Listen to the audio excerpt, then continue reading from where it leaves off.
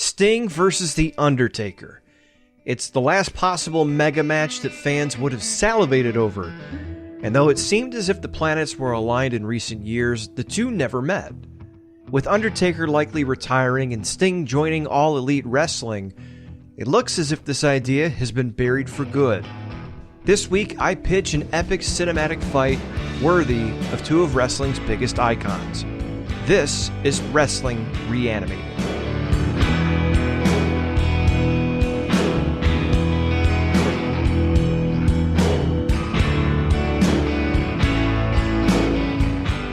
Hey everybody, I'm B. O'Brien. This is Wrestling ReAnimated, the podcast that breathes new life into wrestling by exploring alternate realities, the what-ifs, the what-should-have-beens of professional wrestling and sports entertainment. Welcome to the podcast. If you've never listened before, I just described exactly what we do. So nothing is off the table, whether it's, different scenarios for the Montreal Screwjob as I've gone into in recent weeks, thinking of pitches for matches that should have happened or never happened, or alternate realities, whether it's WWF, WCW, ECW, Ring of Honor, AEW. I try not to do too much current stuff because I'm really not that interested in a lot of current stuff other than watching AEW for the young guys and MLW and some of the indies and NXT. I like to go back and relive wrestling's past and kind of rewrite history. Basic background on me, I've always loved wrestling. I've always loved film. I've always written things. Unfortunately, I decided not to go into that as a profession, so my outlet is doing things like this. I podcast with John Draper, formerly of Wrestling Soup, and Shaheen of Nuclear Heat Graphics, Chairshot Tees. We do Break the Apocalypse once a week. We're on Patreon, and you can find us everywhere podcasts are found. But this podcast in particular taps into kind of the creative juices, and that's exactly what we're doing here tonight. Again, thank you for joining us. You can follow me, B. O'Brien, on Twitter, Facebook, and Instagram. And of course, for more of these type of episodes, for horror versions of this podcast, Horror ReAnimated. I do the same thing with scripts that were never made and fantasy ideas. It's part discussion, part fantasy. And I'm trying to breathe new life into wrestling, as I mentioned, or in that case, horror, by melding the two. Okay, let's get on with it. Again, thanks for checking this out. Undertaker and Sting, two icons of wrestling. WCW's, they call it the franchise, the icon, their big star, the guy that probably should have been positioned as a huge star in wrestling by WCW. He was set up to be the guy after Flair left, and I think he did a good job, but he was never that megastar that the WWF was able to put out during the 90s. In fact, his most popular run, the run that most people saw and most people remember, is Scary Sting, or Sting that was patterned after the Crow. And for those of you who don't know, because you've been living under a rock, or you're young, I'll give you credit for that. Basically, Sting was this vibrant, energetic, fluorescent, flat-top blonde dude in a Sgt. Pepper jacket. Energetic, the ultimate babyface during the 90s. Pretty much, he was WCW's ultimate warrior, but an ultimate warrior that was really good. And he carried WCW for a long time.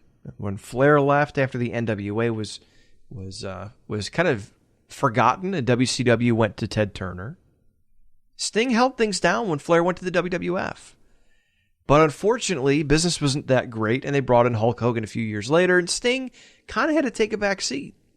And then when the NWO took off in 1997, Sting felt like a man without a home because his WCW cohorts doubted him.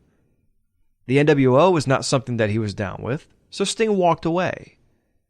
And this bright, energetic, ultimate babyface fan favorite was a dark, brooding, sinister man looking much like Brandon Lee's Crow. And he would hang out in the rafters and just watch. And then finally, when Hogan and the NWO had taken over and they'd beaten everybody, and their injustice had run rampant and infected WCW, almost like Venom, the symbiote infecting Peter Parker, Sting rappelled from the rafters with a baseball bat and a trench coat with his face painted ghostly white and delivered his brand of vigilante justice.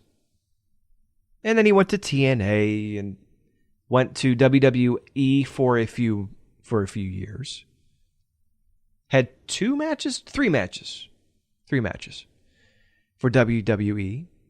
And although, as I mentioned at the beginning of the show, the intro, it seemed as if this match that never seemed like it was going to happen would finally happen, and it did not.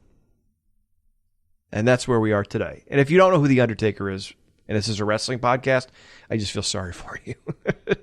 But The Undertaker was really kind of a mirror image in a way of Sting as far as career span. Sting came onto the scene in the late 80s. He was the man in the mid-90s. He reinvented himself in the late 90s, and then after WCW went away, so did he. And he hung out in TNA and was their legendary guy. He was pretty much, if you're an ECW fan, he was their Terry Funk.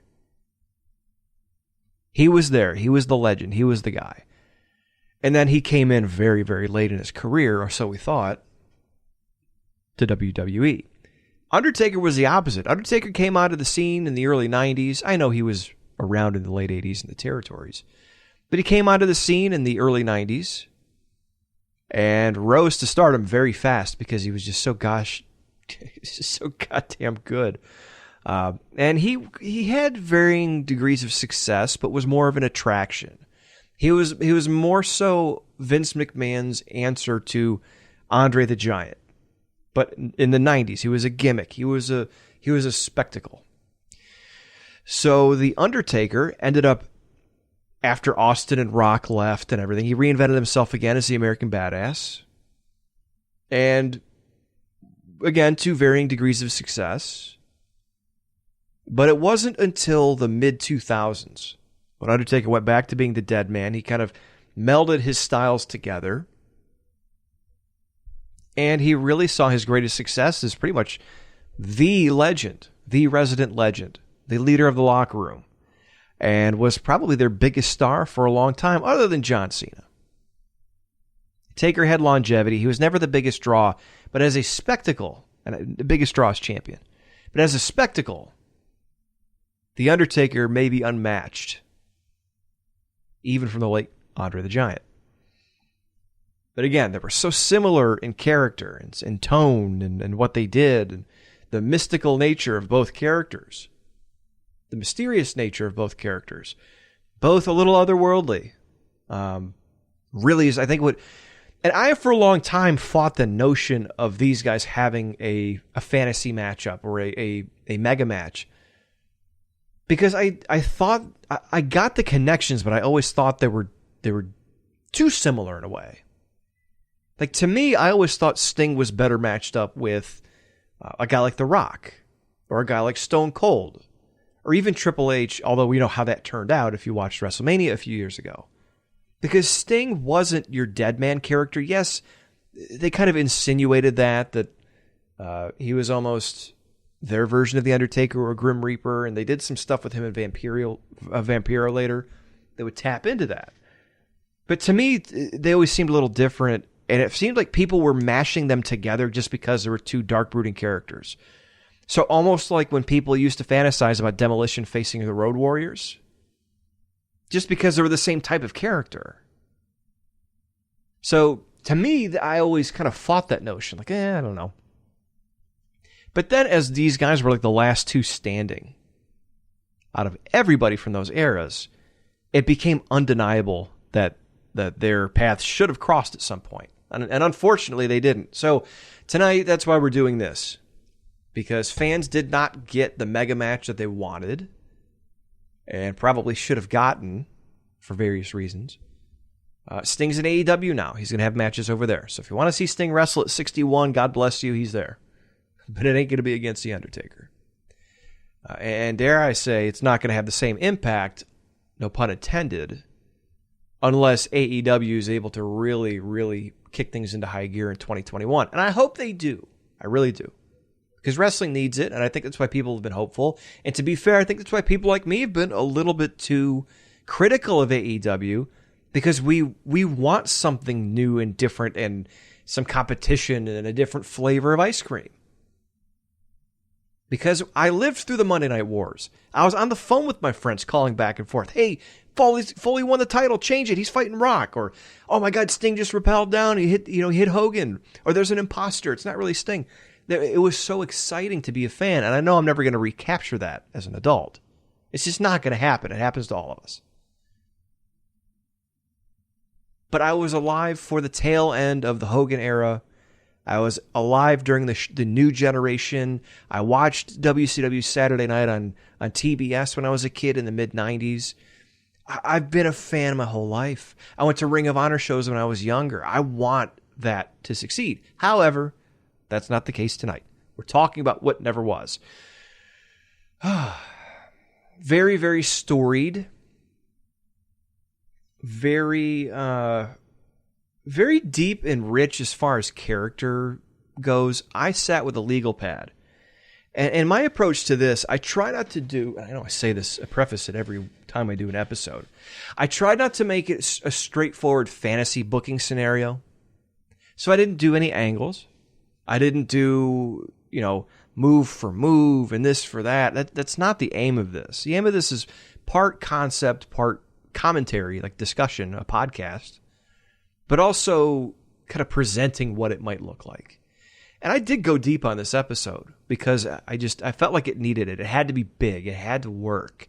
I had to have something to present as far as how this match could have gone. So I sat down with a legal pad, and this took me some time, but I approached this as if I was writing a pitch for a story or a fight scene in a movie. And I sat and I wrote a column for Sting and a column for Undertaker. And I wrote down, I just thought back to the beginning of The Undertaker and what images popped into my head when I thought of The Undertaker.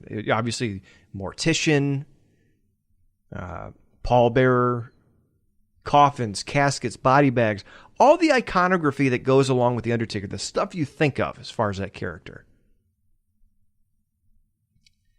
And I did the same for Sting. But I didn't do Surfer Sting. I stuck with the Crow Sting.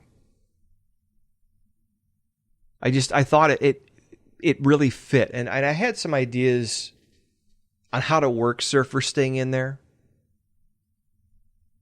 Like one of the ideas that I didn't go with. I'm going to lay out a couple of these short ideas before I kind of lay out the pitch for the fight. Because this is the only way I really know how to do it. It's hard to describe this type of fight without actually playing it out in your head, and that's what I'm going to do. Is I'm going to lay it out for you guys in just a second. But I thought of showing Surfer Sting versus the past Undertaker, the original Undertaker, and I decided against that because to me it needed to be more serious, and I didn't want there to be costume changes. We've seen how that looks. It's silly. AEW did it with Matt Hardy, and it was kind of dumb. And with Sting and The Undertaker, they're both so serious characters. It would be taken, like if you took Batman versus The Punisher, but then you had him doing costume changes and going between Frank Castle and, I think his name's Frank Castle, and Batman's Bruce Wayne, and they're fighting it. You could do that. But I feel like Bruce Wayne was fundamentally changed at a certain point. Bruce Wayne is Batman. He pretends to be Bruce Wayne. Same thing with Frank Castle. At some point, that man dies and he becomes the Punisher. And I didn't want to mix those things up. And one thing I even toyed with, because there was a lot of different themes I thought of with this, like time, distortion of time. And at first I was thinking along the lines of like the crazy, not comedic, but the crazy out there, what's the word I'm looking for? Surreal nature of like the John Cena Bray Wyatt fight. And I thought of all these different ideas, like The Undertaker and Sting, like I thought of the ring as they're fighting. We look down and it's like the face of a clock. And it breaks and they fall through and they go somewhere. They fall to somewhere and they see Surfer Sting versus the original Undertaker in the ring. And they're actually watching this play out. And the idea that I had was, if you've seen Dark Side of the Ring from Vice, you know what I'm talking about. If not, go check it out right now while I'm talking about this. But during their documentaries, they will reenact certain things, whether it's backstage in the locker room, something happening in the ring, but they take doubles of these people and they film them kind of in silhouette out of focus. Jeez, Christ, can't talk tonight. But they film them out of focus or in silhouette. And so that was what I was thinking of, is showing this. So you're watching this actually play out. But then I thought, look, it's got to be The Undertaker. It's got to be Sting. And the more I developed and kind of whittled away at the idea, some of those other ideas kind of went away. The other thing I thought of was something out of Hellraiser or Nightmare on Elm Street Part 3, stripping away the mystical qualities until you wind up with an individual. Because I was trying to figure out a way, like, you have Sting, you have Undertaker. One of them's got to lose. And I know WrestleMania was where this was probably going to wind up. But I was still trying to figure out, like, how do you do it while still honoring Sting? Because that's really what this is. It's a love letter to the fans, but it's also honoring both of these characters and doing them justice. So how do you give them an out? One of the things I thought of is maybe The Undertaker standing there in his trench coat and he's got his hat on, and he's rolling his eyes in the back of his head, and the lightning's going off everywhere, and Sting just grabs his bat and points at him. And when he does, something happens again. It was kind of goofy, but all of a sudden the hat's gone. Sting does it again. The trench coat's gone. Sting does it again. And you don't have The Undertaker standing there. You have Mark Calloway.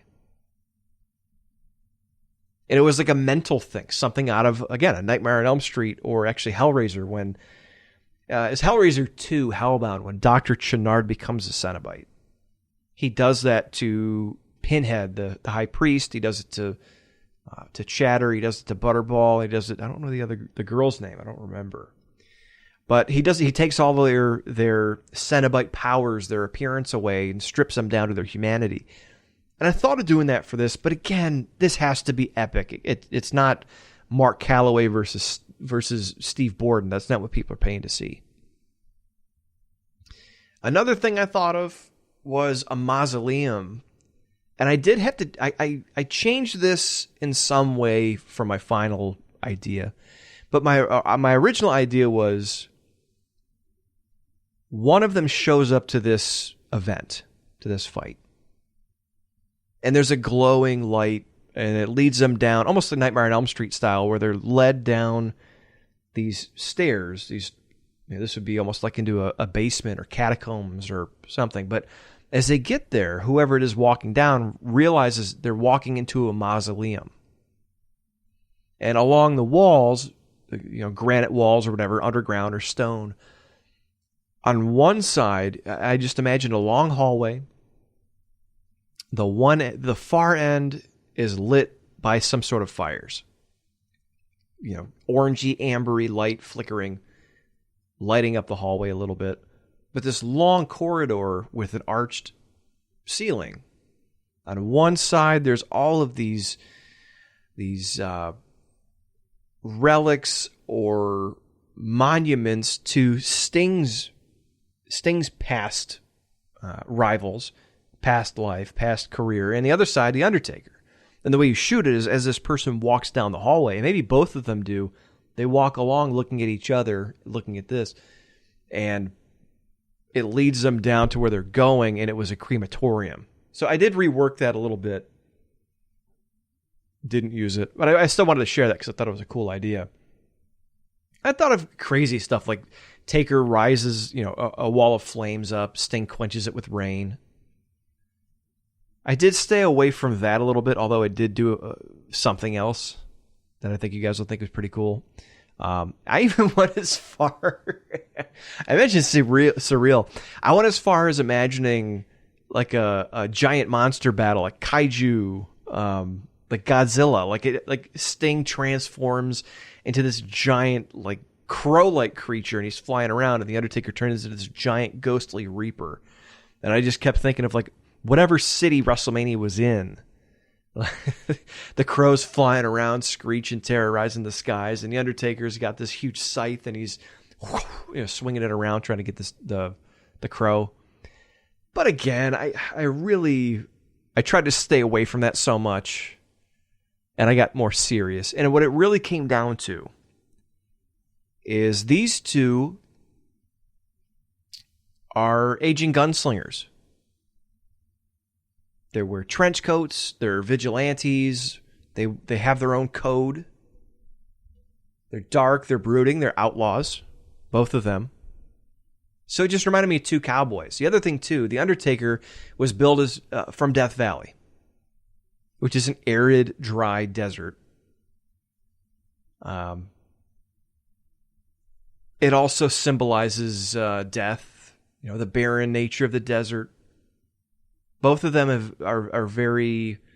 Their characters rooted in morality in some way, whether they're heels or baby faces. There's a biblical type of nature to both of them. So what it really came down to for me is a serious fight, two icons, making them larger than life mythical characters. You have to do them justice. So this is what I came up with. The fight. Okay. So this is the fight that we didn't get to see. This is not anything planned. This is just from my head. And I'm sure some of you are going to listen and go, this was done in that movie, or this was done in that movie. Probably. I watch a lot of movies. In fact, I started writing it when I got done with this. I thought, man, I think that's been done in a movie before, or I think this was done here. But again, I thought it all came together pretty good. So here we go. Undertaker versus Sting. In the desert, a Western-style town at dusk. A ghost town. Night is falling. You fly over the small town and we see a few dilapidated buildings. Maybe a small town square. A church with a bell tower, that's a must. A small graveyard in an adjoining building. Dirt and sand blows along the ground as oil lamps or torches stand along areas between the buildings. We get a sense that the town is deserted. They will be alone. So, deserted town, very small. One of the issues that I know people are going to have is they would have never gone for this budget. And the Boneyard match, that was suggested by some people. And I'm going to get to that in just a second. I asked a Facebook group I'm in some of their ideas, and I'm going to read that at the end of this, after I lay this out. But the Boneyard match was one area that took place over, there's the graveyard, there was the rooftop, and that was it. It would be a very small town. If you've ever seen the movie John Carpenter's Vampires, Santiago would be a good representation of this. Just a couple of buildings, a dusty street, and a church. That's it. It wasn't going to be this huge thing. Now it's going to have some big set pieces. But my answer is this too. WWE is set to net, even in this COVID audienceless era, this non-touring era. WWE is about to net tens of millions of dollars. And if you're telling me that your problem with this idea in this match is that WWE would never shell the money out for this, I agree they probably wouldn't, but shame on them. To honor two of the biggest icons in the business, the two last gunslingers, with these storied careers. This right here is what, to me, the cinematic match is made for. Not Bray Wyatt and John Cena, not Randy Orton and Bray Wyatt in their heroin house. Sting and The Undertaker. To me, that's it. So if you net 40 or 50 or 60 or $100 million this year, spend $3 or $4 million to really give the fans something and to send these two off like you can only send off two icons. And like you couldn't really do before. So, okay, we're in the middle of this small western little mining area, town, whatever. And we hear banging in the distance after we kind of establish the scene here. And you hear banging and clanging. So we're drawn to a warm, flickering light spilling out of a building with coffins and tombstones displayed out front. So think of an old Western movie, and the Undertaker has a little storefront or a building, and there's tombstones and caskets. Like I just watched Back to the Future 3. You know, I said I don't need a suit. I'm not measuring you for a suit. I'm measuring you for a coffin. Like that type of thing. Because that's what The Undertaker was. The Undertaker was based on an old-timey Undertaker. An old-timey mortician with the big tie and the top hat and all that stuff. That was a Vince McMahon creation from the old Western. Again, which is why I kind of came here. It's back to the beginning. Back to where it all started. So we're drawn to a warm, flickering light spilling out of a building with coffins and tombstones displayed out front. We slowly float in as a tall shadow in a wide-brimmed hat casts his shadow on the wall. Wrestling's Grim Reaper repeats a hammering motion as his shadow dances on the wall. We pull back to see the Undertaker finishing a coffin. He closes the finished coffin, and we see a scorpion branded or gold-plated on the lid. The Grim Reaper of wrestling wipes the sweat from his brow before wheeling the coffin to the center of the small town, a breeze blowing back his trench coat and his hair. He stands half-bathed in lamplight, half in shadow. It's now night. He looks around. He's alone. A few beats, and a crow calls out. Taker looks around again. Nothing. Again, the crow calls. Lightning flashes, and Sting is seen perched on the roof of the cathedral, bathed in an electric glow. In the distance behind the Undertaker. So yeah, let me clarify that. Sting is lit up on the roof of the church, but we see it in the distance behind Taker. Taker turns to face his nemesis, sensing him in the distance. Another flash, and now Sting is behind Taker, 10 paces away in the center of town. Again, Taker senses him and turns to face the Stinger. They stare down for a few beats as we hear an orchestra of elements. Coats flapping, wind whistling, the tearing sound of torches in the wind, sand particles scraping the surrounding environment. 2 aging gunslingers stand in the center of town. Sting and Taker circle the coffin. They'd probably have a brief exchange here, and I'd imagine Sting saying something about how ironic it's going to be when the Taker is buried in the coffin that he created, and maybe Taker says something back. But basically, we're setting the scene of 2 forces of nature ready to clash like titans. It's very elemental, which is why, again, I thought of doing an alley in a city because someone mentioned that for the Crow.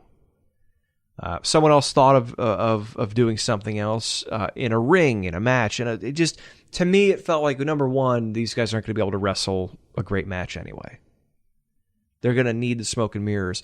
Second, stripping them down of all, like they have everything that make them mystical about them, or at least looking, the cool characters, the visual. But in this sense, you're away from the arenas. You're away from the city lights. You're away from everything. It is a barren landscape. There's no life. There's no animals, except for the sound of the crow. There's no vegetation. It's an abandoned ghost town. That's where they're fighting. I mean, to me, it's with the sand and with the wind, and to me, it just set the stage perfectly for this iconic fight. And I hope you thought the same thing too. I know it sounds cliche, but this will be far from a wrestling match. Brutal fight through the surroundings. I mean, like breaking railings into the walls, tearing off shutters and beating each other. This is like an old-timey, like a serious version of an old-timey Western bar fight, essentially, or a brawl in the center of town. It's a shootout without guns is what it is. Porches, railings, everything. So eventually, after, and again, I'm not going to go in detail as far as the moves or the fighting or whatever, but eventually they make it to the Undertaker's shack, where he built the coffin. They're fighting in front of the glowing forge. Maybe a memorial to Paul Bearer with an urn is close by. And Sting, to get the upper hand, uses the urn. Maybe he blinds Taker by throwing ashes in his eyes, hits him with it to floor him. and then dumps the ashes on the prone dead man. Now, I know this seems rather heelish, but this is Sting's last go, probably. And the point to this is his legacy. He didn't have a good legacy in WWE. And it had been a long time since, on a very large stage, he had gotten to show everyone what he could do. It was really not since WCW The Final Nitro in 2001. So to me, he's pulling out all the stops, and he knows with the dead man, he's got to get mental. He has to make him angry. He has to do everything he can to try to get the upper hand. So maybe Sting pours the ashes on the dead man. Now, I'm not saying they're Paul Bearer's ashes, but it's symbolic of Paul Bearer. So, of course, this is going to piss off the Taker. But he kicks the urn maybe at the Undertaker, who's on the floor. And Sting pulls out his bat. Instead of smashing Taker, who's laying on the ground, he sticks his bat in the forge, pulls it out, admires the dancing flame, and like a torch, he uses it to set the shack on fire. So now not only has he spilled the ashes and dumped them and pretty much desecrated the legacy, shown no respect to that part of the Undertaker's legacy, but now he's setting on fire. He's setting on fire this little area that the Undertaker's used and set up symbolically. Because when I was a kid, when he faced Yokozuna and he faced Kamala, they had... did he face... maybe Shawn Michaels too, I don't know. But when he would face someone in a casket match, in some cases, especially when it was a bigger guy, they would show vignettes of The Undertaker and Paul Bearer physically making the coffin. And not only was it personal, but it completely fit the character, and it was awesome. So what Sting has done here is just shit completely on the Undertaker's legacy, on the bedrock, the foundation of the Undertaker's legacy as far as that character is concerned. And he's bested him. And now he's set it on fire. He's torched his legacy, and Sting coldly walks out into the night. Smoke billows from the door and the windows. Sting walks to a nearby water trough and puts it out. Remember, it's a Western town. Creative license, guys. But he puts his bat out in a water trough. He turns and he watches the scene.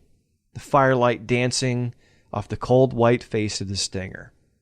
Suddenly, a huge fiery figure explodes from the burning shack and stumbles out into the trough. Sting watches curiously. Then after a few beats, the dead man sits up out of the water. He slowly gets to his feet, and he removes the charred remains of the trench coat and the hat. Now, Undertaker's in pretty bad shape here. He escaped barely with his life. Sting just tried to set him on fire. Maybe Taker turns to Sting, and he's out of breath. He just says, I play for keeps, and you just made this personal, or something to that extent, right? Because he did. He made it personal. And it sounds like it's the old... Who is it? Is it Mike Tyson? Someone said when it comes to a fight, everyone has a plan until they get punched in the face.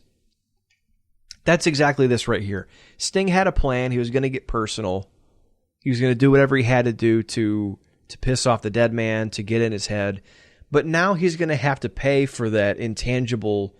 that he has to atone for those actions now. Because he didn't keep the Undertaker down, and that was his mistake. So the fight continues as the Undertaker tees off on Sting.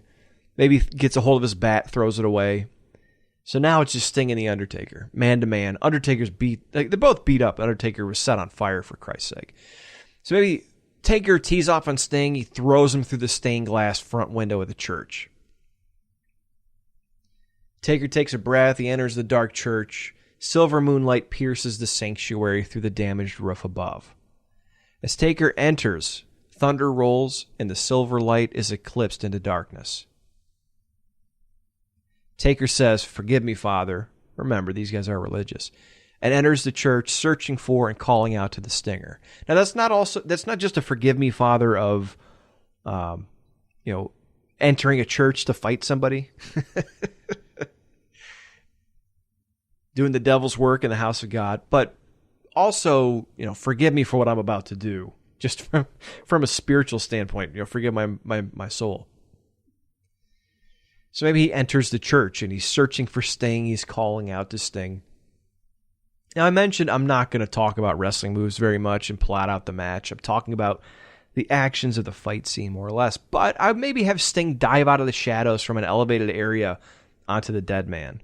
And this could even be a stunt guy. Who gives a shit? But in this moment, it's not only a surprise, but it's also a callback to the big crossbodies that Sting used to do in the 90s. And I think he even did it against Seth Rollins at Night of Champions. So maybe they crash through some dry rotted pews into the sanctuary. And at this point, Sting has Taker reeling. And it seems like every time, Sting's throwing everything he's got at him, and Taker keeps coming, but Sting just keeps getting the upper hand. It's taking a lot out of Sting, and I guess Sting's getting a lot of offense is what I'm saying, and Taker keeps coming back. So Taker's reeling. Sting gets up, maybe he lights an offering candle, and then maybe he says something to Taker about their legacies. So maybe you do have a little bit of not a break, but it slows down as they're catching their breath. Maybe Sting's talking about their legacies and how Sting used to get angry about not being recognized like The Undertaker, and how the WWE seemed to, there was just the one thing that he couldn't get out of his craw. But tonight he's going to etch his legacy in granite on The Undertaker's tombstone. And he just rocks Taker. And maybe as Sting unleashes on The Undertaker, he eulogizes him. So here lies the icon, whack, the dead man, 22-2, finally laid to rest by the man they call Sting. So that maybe at some point Taker blocks and he starts his comeback. Furniture's breaking from the impact of human flesh. Sting is reeling, probably bleeding. Sting tries to evade the dead man now, who scales a pew to get at Sting. Again, only the second or third wrestling move I'll really call on this. But maybe Taker blocks a punch when he's standing on the pew, grabs his arm, and delivers his rope walk, just as a little nod to the fans. Now Sting's begging off. He crawls upstairs to this orchestra balcony, and I'd have the dead man just slowly stalking Sting like Michael Myers. No need to rush. He knows he's going to get there. He's got Sting on the run. Sting tries to fight off the dead man with rusted and dry-rotted instruments. And now rain is coming through the roof as the storm rages outside with an intensity matched only by the fight inside. Sting climbs through a hole in the roof to get away, and Taker follows Sting outside and nearly slides off the wet roof.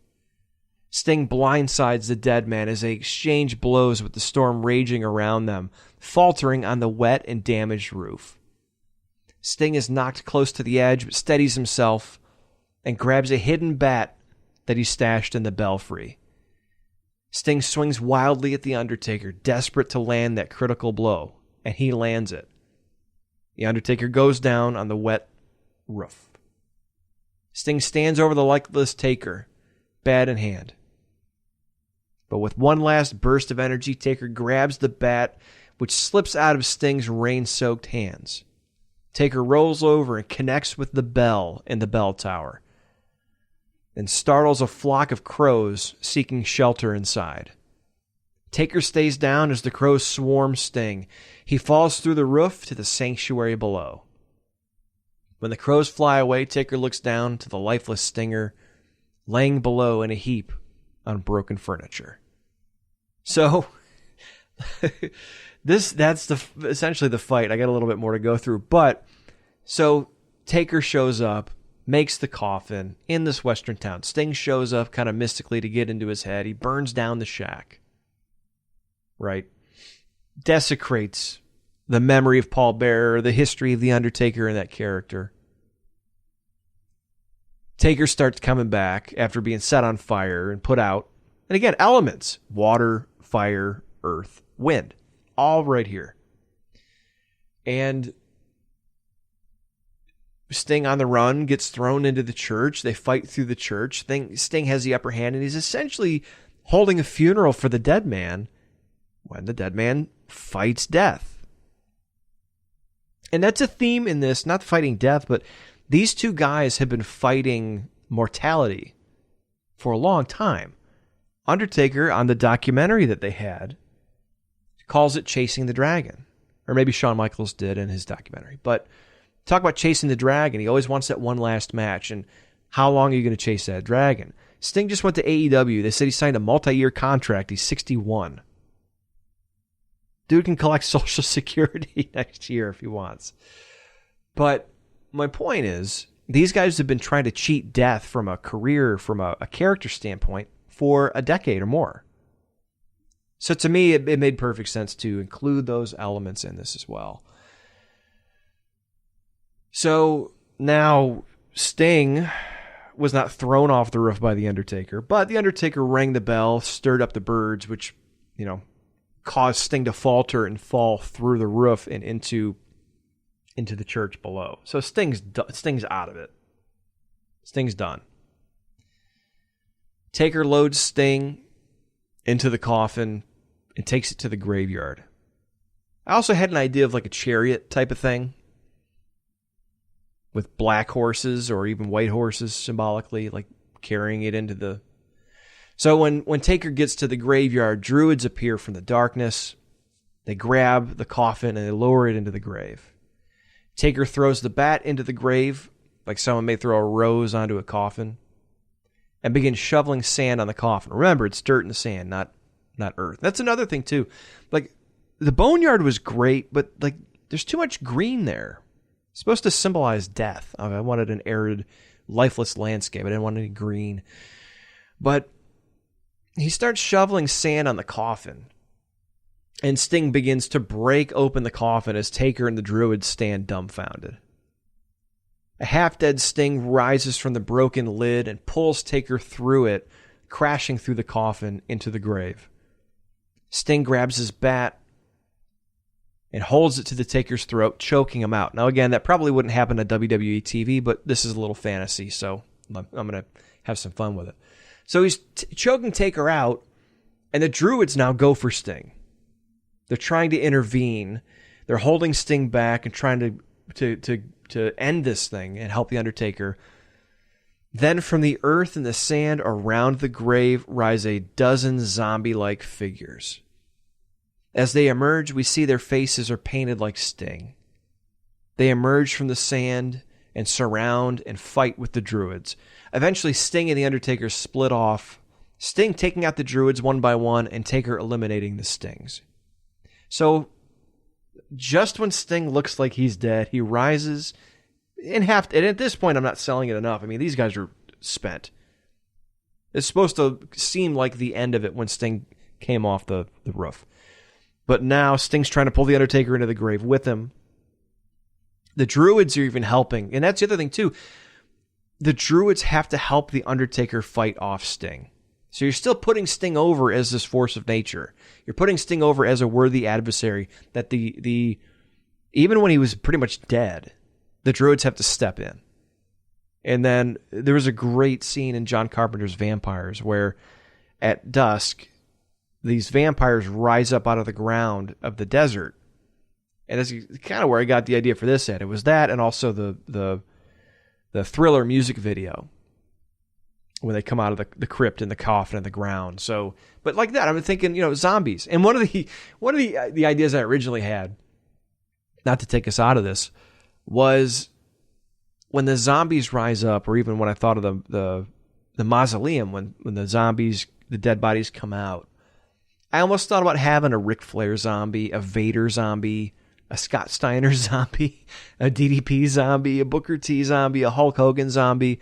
But then I figured, all right, the druids can be extras, the zombies can be extras or NXT kids, but you might have to start paying people like the other legends. And let's leave it simple, right? So I guess I could always say if this ever happened, one of the Easter eggs was the idea was that they're the past conquests of Sting and The Undertaker. Almost like Freddy Krueger when he takes the souls and the power of those that he kills. And it makes him stronger. Same thing here. So anyway, we see their faces are painted like Sting. The Stings surround and fight with the druids. Eventually, Sting and The Undertaker split off. Sting takes out the druids one by one. Taker eliminates the Stings. So now they're half dead. They turn back toward each other, exhausted, but they continue the fight. Both try to put the other into the grave, and when they're both in the grave going for the coffin, The grave collapses underneath, both legends in the coffin sinking into an underground crypt below. So literally into the depths of hell. They tumble to the floor surrounded by caskets, bones, memorials, etc. Both men use everything in their surroundings to try and deal that last fatal blow. Taker uses a bone or a skull to stun Sting and chokeslams him through the remnants of the scorpion coffin. Sting is done. Taker is spent. With one last breath, Sting gasps, "End this." Undertaker picks up Sting with his last bit of strength, tombstones him on the floor of the crypt, rolls him into a nearby casket, and slams the lid out of exhaustion. On the floor, heaving, he sees Sting's bat. Taker breaks it and lays it like a cross on the casket.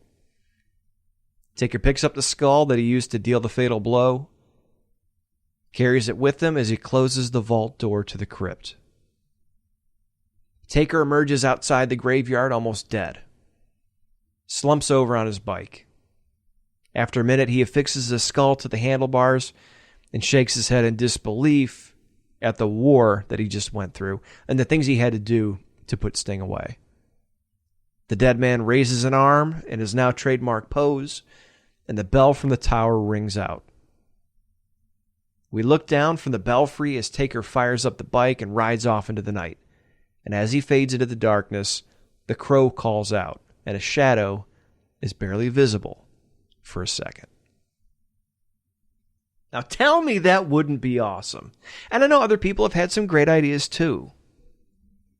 And I'm not going to belabor the point because I've gotten a chance to kind of explain my motives and explain the I want to say symbology, the symbolism of the story with the fight, which to me is just as it's even more important than what they actually do.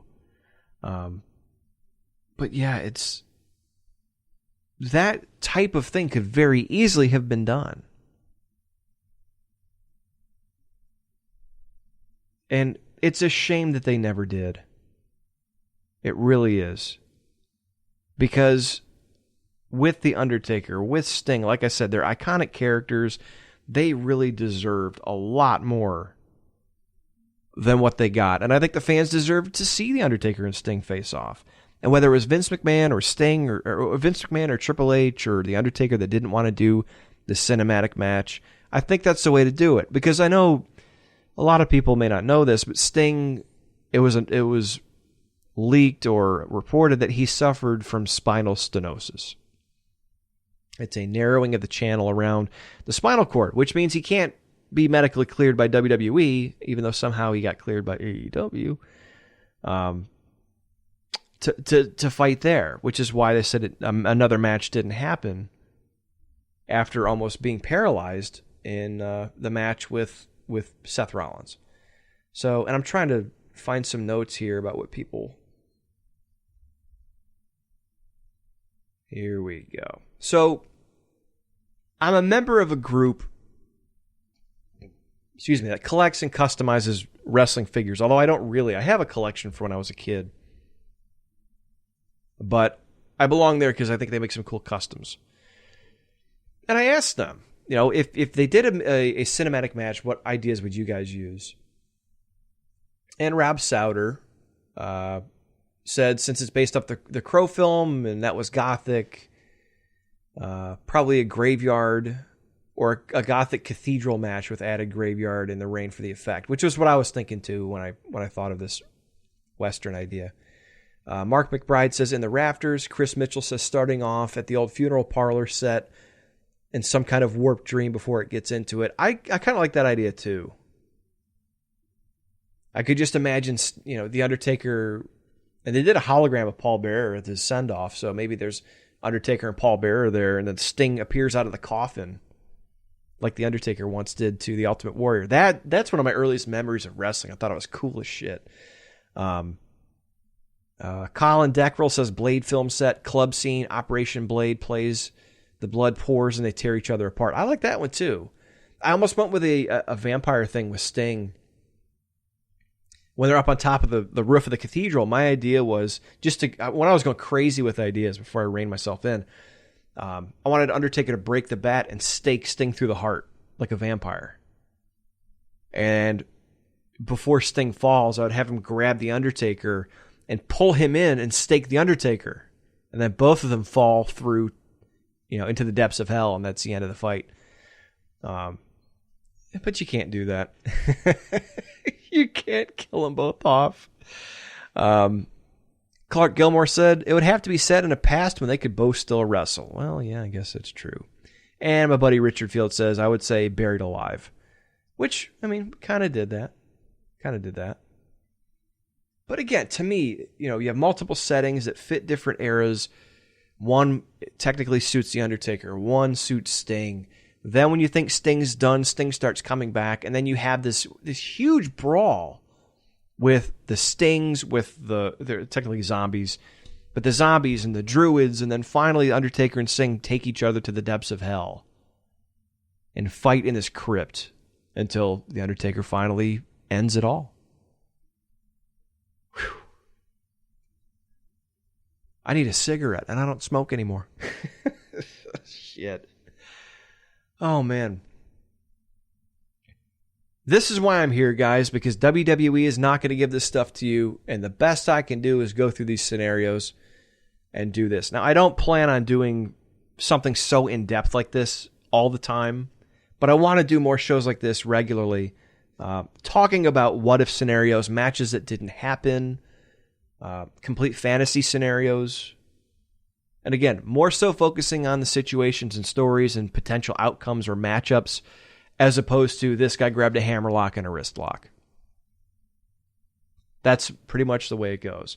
I've made a couple notes on future shows that I want to do. Some center around Christmas, like Santa Claus, the evil Santa. I think that could have been a cool angle, but of course they boned it because it's WWE. A concept I thought of, I don't even know what it would be, is the Barry Horowitz Hanukkah Brawl or Hanukkah Bash. They pushed him in 1995 as more of a rib on Chris Candido, but I think they still could have done more with him. Goldberg's streak in Starrcade 98, I got a couple ideas for that. I want to finish Shawn going to WCW. I did this a couple weeks ago, and I've been having audio issues because Windows sucks when trying to record. Basically, what I've had to do to record multi-track with John and Shaheen for Break the Apocalypse kind of messes with my system, especially when Windows does restarts. So basically, I want to finish Shawn to WCW, the alternate reality of Shawn screws Shawn as opposed to Brett screwed Brett. I recorded one that was over an hour long, and then when I listened to it back to edit, it was all garbled, and I had to toss it. So unfortunately, that's 3 or 4 things that I wanted to do. I've also got a lot of different ones. Basically, Ultimate Warrior turning heel, WrestleMania 7 being a rematch of Hogan versus Warrior, different scenarios there. Ring of Honor, if Ring of Honor would have continued into doing what they were doing instead of going corporate. Some of the more, and I'm having trouble thinking of these right now because I just did 4 hours of podcast tonight, but essentially looking at big moments, looking at anniversaries, even Demolition. Instead of Crush, who could have been a third member? And I've got a really good idea for that. I've talked to some of the guys on the figure boards about that too. So whether it's alternate members of Demolition, whether it's mega matches that never happened, one of the ideas I was talking to my buddy Richard about one time was, instead of being bought by Ted Turner, what if in 1988 Jim Crockett Promotions was purchased by the WWF and they did an invasion in the WWF at that point? Because you'd have Andre, you'd have Hogan, you'd have Dusty, you've had Flair. Sting had come in. So you've got all these guys. You got Ultimate Warriors there, Demolition, Road Warriors, Tully and Arn. Some guys had already gone to the WWF. So again, some fun scenarios, some what-ifs, some things that should have happened that never did. They're all here on Wrestling Reanimated. Again, my name's B. Show Brian J. You can find me on social media at B. Show Brian. Episodes that bshowpodcast.com. You can find me on Break the Apocalypse every week with John and Shaheen. Patreon episodes at patreon.com/breaktheapp. And I also have the Horror Reanimated show here that I do, and a YouTube channel that is mostly horror-centric, which I'm going to be changing to pretty much everything I do. So check me out there as well. My name is B-Show Brian. Thank you for checking me out. This is a really fun episode, and like I said, I don't like to get this in-depth as far as mapping things out, but with this, it was a special situation, and I think it needed something very fitting for the event. So hope you liked Sting versus The Undertaker. More to come.